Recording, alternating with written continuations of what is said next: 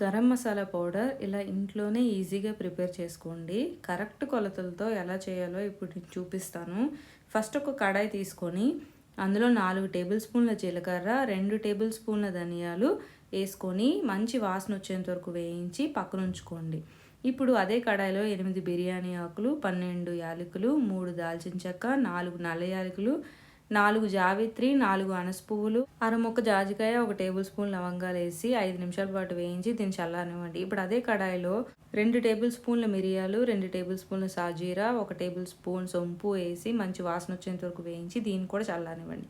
ఇప్పుడు వీటన్నిటిని ఒక ప్లేట్లో చల్లారిన తర్వాత ఇవన్నీ మిక్సీ జార్లో వేసుకొని దీన్ని పౌడర్ లాగా చేసుకోండి.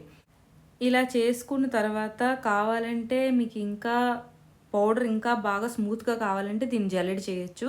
అవసరం లేదనుకుంటే ఒక ఎయిర్ టైట్ జార్లో స్టోర్ చేసుకొని ఈ పౌడర్ని అన్నిట్లోకి వాడుకోండి.